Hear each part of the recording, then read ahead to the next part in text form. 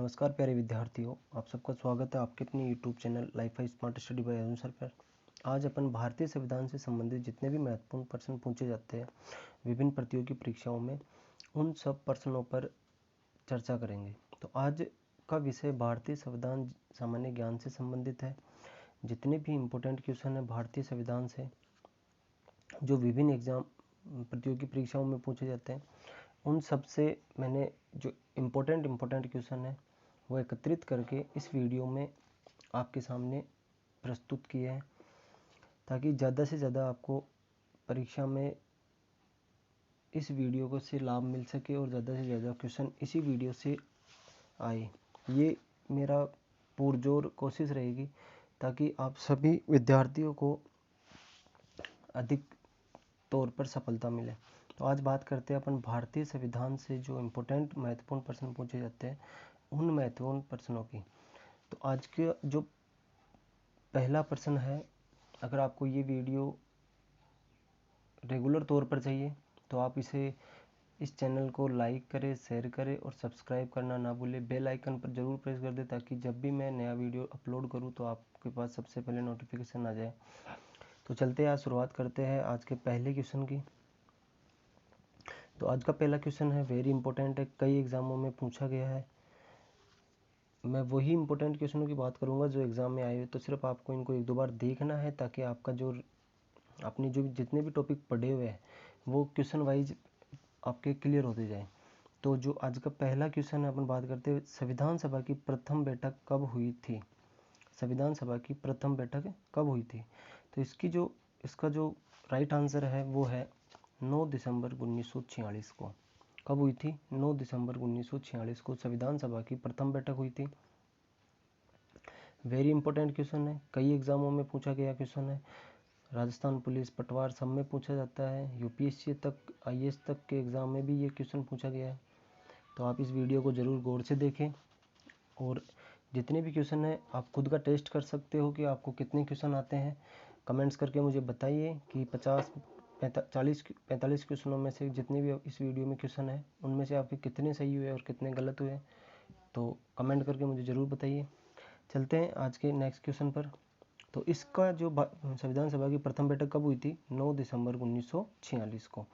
दूसरी बैठक हुई थी 11 दिसंबर 1946 को और तीसरी बैठक हुई थी 13 दिसंबर 1946 को। तो इसका जो राइट आंसर है वो हो गया 9 दिसंबर 1946। फिर बात करते हैं नेक्स्ट क्वेश्चन की।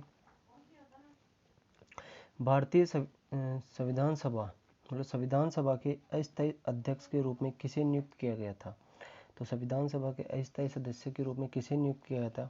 तो ये थे डॉक्टर सच्चिदानंद सिन्हा। ये सबसे बुजुर्ग व्यक्ति थे, इस कारण इन्हें भारतीय संविधान सभा का अस्थायी रूप से सदस्य निर्वाचित किया गया। ये क्वेश्चन भी कई एग्जामों में बार बार पूछा गया है।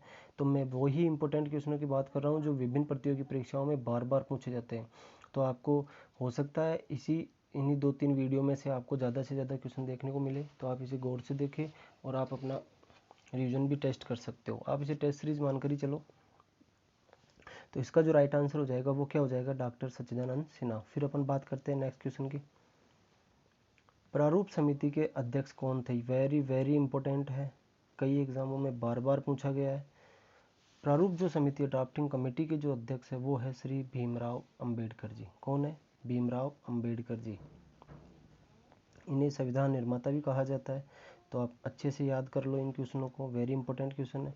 फिर बात करते हैं संविधान सभा के स्थायी अध्यक्ष किसे बनाया गया है। मतलब अस्थायी अध्यक्ष तो थे डॉक्टर सच्चिदानंद सिन्हा, ये तो अस्थायी अध्यक्ष थे। और जो परमानेंट चेयरमैन बना दिया गया वो किसे बनाया गया था? तो उसका जो राइट आंसर है वो है आपके डॉक्टर राजेंद्र प्रसाद को। इन्हें संविधान सभा का पहला स्थायी सदस्य बनाया गया था। ठीक है, तो इसको अच्छे से याद रखना। फिर अपन बात करते हैं नेक्स्ट क्वेश्चन की। संविधान सभा के अंतिम रूप से संविधान को कब पारित कर दिया गया? तो जो संविधान सभा थी इसे अंतिम रूप से कब पारित कर दिया गया था? तो 26 नवंबर 1949 को इसे पारित कर दिया गया था अंतिम रूप से। और इसे लागू कब किया गया? 26 जनवरी 1950 को इसे आधिकारिक तौर पर लागू कर दिया गया था। तो ये इंपॉर्टेंट क्वेश्चन है। अपन बात कर रहे हैं संविधान से संबंधित जितने भी इंपॉर्टेंट क्वेश्चन है उन सब की। फिर चलते हैं नेक्स्ट क्वेश्चन पर। भारतीय संविधान किस दिन से पूर्णतः लागू हुआ था? वेरी इंपॉर्टेंट क्वेश्चन है।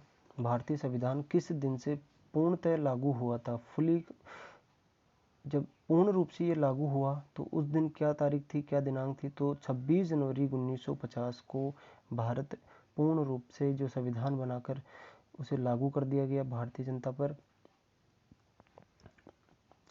ठीक है, तो ये डेट वेरी इंपॉर्टेंट है, आप इसे याद रखना। फिर बात करते हैं नेक्स्ट क्वेश्चन की। भारत कब गणतंत्र बना? भारत कब गणतंत्र बना? गणतंत्र दिवस कब मनाया जाता है?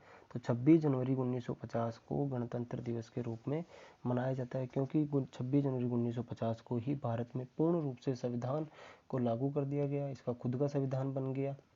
ये ब्रिटेन से क्या हो गया था? मुक्त हो गया था। चलो, तो इसका जो राइट आंसर हो जाएगा वो हो जाएगा 26 जनवरी 1950। फिर चलते हैं नेक्स्ट क्वेश्चन पर। भारतीय संविधान के किस भाग को उसकी आत्मा की संज्ञा दी गई है? तो भारतीय संविधान को किस भाग को उसकी आत्मा की संज्ञा दी गई है? तो जो प्रस्तावना है उसे संविधान की आत्मा कहा गया है। तो इसको याद रखना, वेरी इंपॉर्टेंट क्वेश्चन है। मैं उन्हीं इंपॉर्टेंट क्वेश्चनों की बात कर रहा हूँ जो एग्जाम ओरिएंटेड है और बार बार एग्जाम में पूछे गए। तो इसका जो राइट आंसर हो जाएगा वो हो जाएगा प्रस्तावना। फिर बात करते हैं नेक्स्ट क्वेश्चन की। संविधान सभा ने राष्ट्रीय गान को कब स्वीकार किया? तो संविधान सभा ने जब राष्ट्रीय गान को स्वीकार किया तो उसकी डेट क्या थी? तो जो इसका राइट आंसर है वो हो जाएगा 24 जनवरी 1950। क्या हो जाएगा? 24 जनवरी 1950 को राष्ट्रीय गान को अपनाया गया, स्वीकार किया गया। फिर बात करते हैं नेक्स्ट क्वेश्चन की। भारतीय नागरिकों को प्राप्त मूल अधिकारों की संख्या कितनी है? भारतीय नागरिकों को प्राप्त मूल अधिकारों की संख्या कितनी है? तो जब संविधान को लागू किया गया था तब मूल अधिकार 7 थे और वर्तमान में कितने हैं? 6 है। कानून जो संपत्ति का अधिकार था उसे हटा दिया गया है और उसे कानूनी अधिकार बना दिया गया है। तो इसका जो राइट आंसर होगा वो हो जाएगा आपके 6 मूल अधिकार भारतीय नागरिकों को प्राप्त है। जो संपत्ति का अधिकार था, संपत्ति का अधिकार उसे कानूनी अधिकार बना दिया गया है। कौन सा अधिकार बना दिया गया है? कानूनी अधिकार, विधिक अधिकार। ठीक है, तो फिर बात करते हैं नेक्स्ट क्वेश्चन की। संपत्ति के अधिकार को किस संविधान संशोधन के द्वारा हटा दिया गया? तो जो संपत्ति का जो अधिकार है, राइट टू प्रॉपर्टीज, को किस संविधान संशोधन के द्वारा हटा दिया गया? तो इसका जो राइट आंसर है वो है 44वें संविधान संशोधन 1978 के द्वारा। इसे संपत्ति के मूल अधिकारों से हटाकर कानूनी अधिकार बना दिया गया। तो इसका ये राइट आंसर हो जाएगा 44वें संविधान संशोधन। वेरी वेरी इंपॉर्टेंट क्वेश्चन है, तो आप सब इसे अच्छे से देखते रहिए। फिर बात करते हैं नेक्स्ट क्वेश्चन की। मूल अधिकारों का रक्षक किसे कहा जाता है? मूल अधिकारों का रक्षक किसे कहा जाता है? तो मूल अधिकारों का रक्षक सर्वोच्च न्यायालय व उच्च न्यायालय, केंद्र में सर्वोच्च न्यायालय और राज्य में उच्च न्यायालय को कहा जाता है। तो आंसर हो जाएगा ए व ब दोनों। तो इन्हें मूल अधिकारों का क्या कहा जाता है? रक्षक,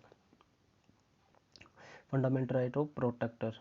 तो इन्हें मूल अधिकारों का रक्षक कहा जाता है। फिर बात करते हैं नेक्स्ट क्वेश्चन की। किस अनुच्छेद के द्वारा 6 से 14 वर्ष तक के बच्चों के लिए शिक्षा का अधिकार मूल अधिकार माना गया है? तो किस अनुच्छेद के द्वारा? वेरी इंपॉर्टेंट क्वेश्चन है, शिक्षा से संबंधित है। तो जो शिक्षा का अधिकार है वह मूल अधिकार किस अनुच्छेद के द्वारा माना गया है? तो 21 अनुच्छेद 21(1) के तहत शिक्षा को मूल अधिकार माना गया है। ठीक है, तो इसका जो राइट आंसर हो जाएगा वो हो जाएगा 21(a), अनुच्छेद 21 है। फिर बात करते हैं नेक्स्ट क्वेश्चन की। लोक कल्याणकारी राज्य की अवधारणा किसमें निहित है? तो जो लोक कल्याणकारी राज्य की अवधारणा है वो किसमें निहित है? तो इसका जो राइट आंसर हो जाएगा वो राज्य के नीति निर्देशक तत्वों में लोक कल्याणकारी राज्य की अवधारणा निहित है। फिर बात करते हैं नेक्स्ट क्वेश्चन की। संविधान का अनुच्छेद 40 राज्य को निर्देश देता है कि वह, जो इसका जो राइट आंसर हो जाएगा वह हो जाएगा ग्राम पंचायतों का संगठन करे। क्या करे? ग्राम पंचायतों का संगठन करे। ये अनुच्छेद 40 के तहत निर्देश देता है राज्य को कि वो ग्राम पंचायतों का क्या करे? संगठन करें। फिर बात करते हैं नेक्स्ट क्वेश्चन की। संविधान में मूल कर्तव्यों को शामिल करने की प्रेरणा किस देश से ली गई है? वेरी वेरी इंपॉर्टेंट है क्वेश्चन। मैं उन्हीं इंपॉर्टेंट क्वेश्चनों की बात कर रहा हूँ जो एग्जाम में बार बार पूछे गए हैं, और यहीं से लगभग क्वेश्चन पेपर 80% इन्हीं 2 वीडियो में से ये क्वेश्चन आने की संभावना ज़्यादा रहेगी। तो भारतीय संविधान में जो मूल कर्तव्यों को शामिल करने की प्रेरणा किस देश से मिली है? तो जो इसका राइट आंसर हो जाएगा वो हो जाएगा आपके रूस। क्या हो जाएगा? रूस। रूस ऐसा देश है जिसके संविधान से हमें मूल कर्तव्यों को क्या लेने की प्रेरणा मिली है, उनको शामिल अपने संविधान में शामिल करने की प्रेरणा मिली है। तो इसका जो राइट आंसर हो जाएगा वो हो जाएगा रूस। फिर चलते हैं नेक्स्ट क्वेश्चन पर। भारतीय संविधान में मूल कर्तव्यों की कुल संख्या कितनी है? तो भारतीय जो संविधान है उसमें मूल कर्तव्यों की संख्या कितनी है? तो इसका जो राइट आंसर है वो हो जाएगा 11। कितनी है? 11 है मूल कर्तव्यों की संख्या। फिर अपन बात करते हैं नेक्स्ट क्वेश्चन की। भारत संविधान में मूल कर्तव्यों को किस समिति की अनुशंसा के आधार पर शामिल किया गया? तो जो कर्तव्य थे, मूल कर्तव्य, वो किसकी अनुशंसा के आधार पर शामिल किया गया? तो ये थे स्वर्ण सिंह समिति की अनुशंसा पर मूल कर्तव्यों को जोड़ा गया। ठीक है, तो इसका जो राइट आंसर हो जाएगा वो क्या हो जाएगा? स्वर्ण सिंह समिति की अनुशंसा के आधार पर मूल कर्तव्यों को भारतीय संविधान में क्या किया गया? शामिल किया गया। फिर बात करते हैं नेक्स्ट क्वेश्चन की। भारतीय संघ की शक्ति किसमें निहित होती है? तो भारतीय संघ की जो शक्ति होती है वो किसमें निहित होती है? तो शक्ति होती है आपके राष्ट्रपति में, क्योंकि राष्ट्रपति ही भारत का पहला नागरिक होता है, और इसकी ही शक्ति किसमें निहित होती है? भारतीय संघ की शक्ति किसमें निहित होती है? तो वो राष्ट्रपति में होती है। तो इसका जो राइट आंसर है वो राष्ट्रपति हो जाएगा। फिर चलते हैं नेक्स्ट क्वेश्चन पर। राष्ट्रपति के निर्वाचन मंडल में शामिल होते हैं। वेरी वेरी इंपॉर्टेंट है, कई एग्जामों में क्वेश्चन पूछा गया है ये। राष्ट्रपति के निर्वाचन मंडल में शामिल होते हैं, तो इसका जो राइट आंसर है वो हो जाएगा संसद के दोनों सदनों के निर्वाचित सदस्य। संसद के दोनों सदनों के निर्वाचित सदस्य एवं राज्यों की विधान सभा एवं विधान परिषदों के सदस्य, निर्वाचित सदस्य। तो इसका जो राइट आंसर हो जाएगा वो हो जाएगा ऑप्शन बी। ये इंपॉर्टेंट क्वेश्चन है, राष्ट्रपति के निर्वाचन मंडल में जो जो शामिल होते हैं। फिर बात करते हैं नेक्स्ट क्वेश्चन की। राष्ट्रपति के कार्यकाल की अवधि होती है, तो राष्ट्रपति के कार्यकाल की अवधि कितनी होती है? 5 वर्ष। कितनी होती है? 5 वर्ष। तो ये इसका राइट आंसर है, इंपॉर्टेंट क्वेश्चन है। फिर बात करते हैं नेक्स्ट क्वेश्चन की।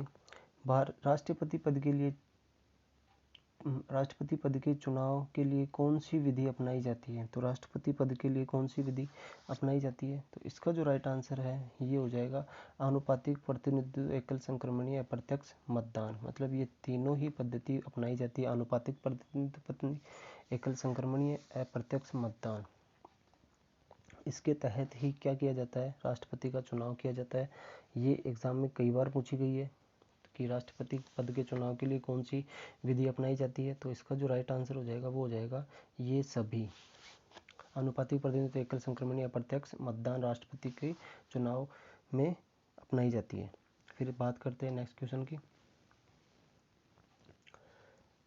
निर्विरोध चुने जाने वाले राष्ट्रपति कौन है? तो जो निर्विरोध राष्ट्रपति चुने गए थे पहली बार भारत के, वो थे आपके नीलम संजीव रेड्डी। कौन थे?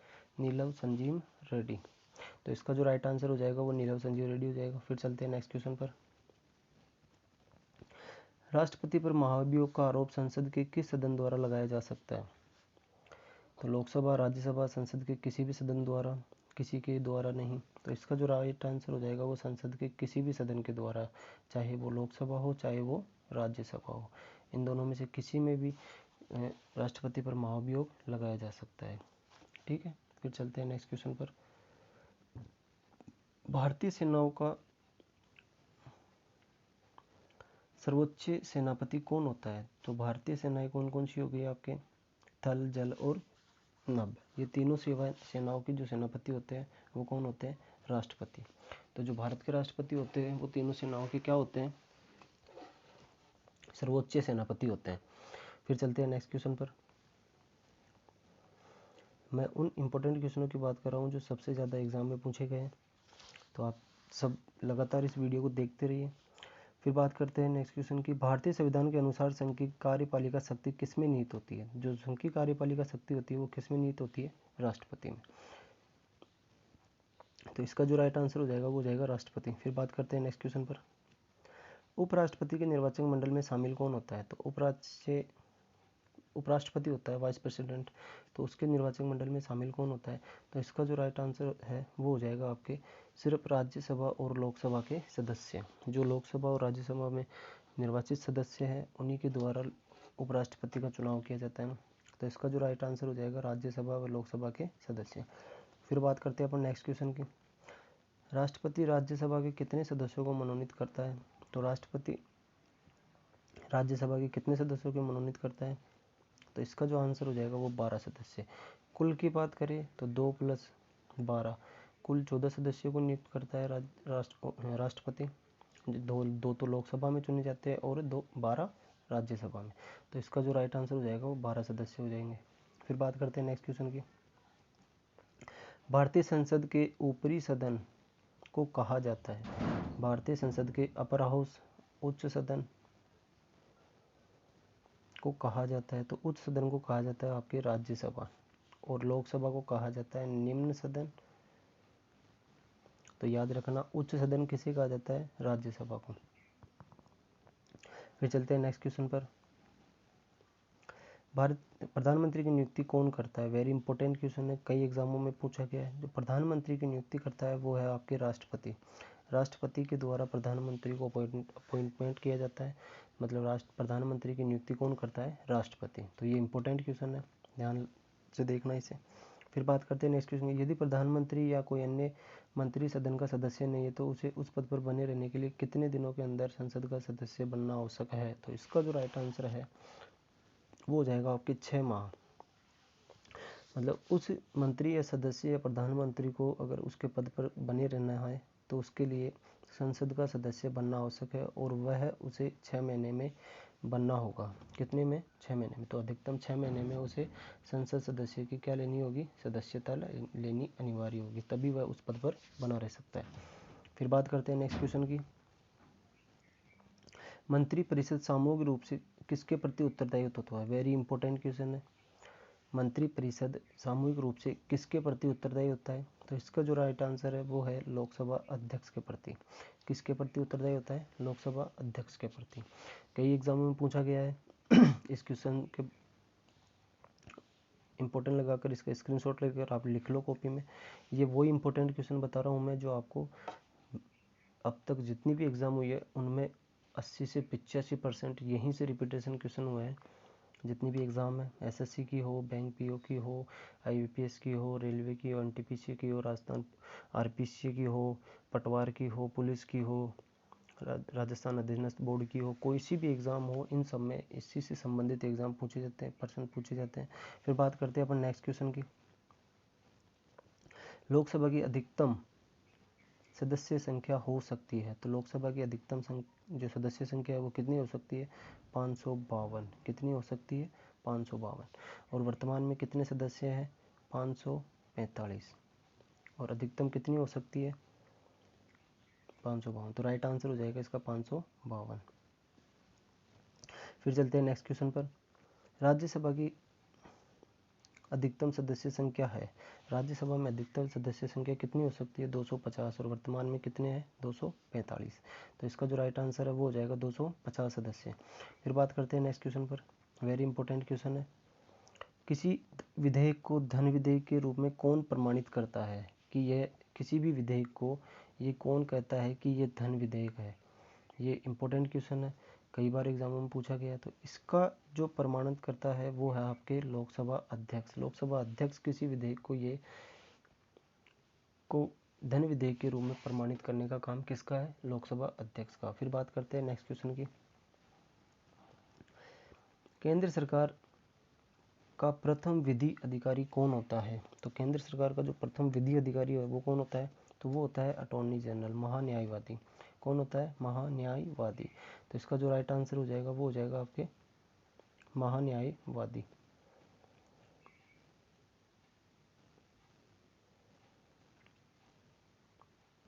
इसका जो राइट आंसर हो जाएगा वो हो जाएगा महान्यायवादी। फिर बात करते हैं नेक्स्ट क्वेश्चन की। संघ राज्य क्षेत्रों का प्रशासन कौन चलाता है? जो संघ राज्य क्षेत्र होते हैं, यूनियन टेरिटरीज मतलब केंद्र शासित प्रदेश, तो उनका जो प्रशासन चलाता है वो कौन होता है?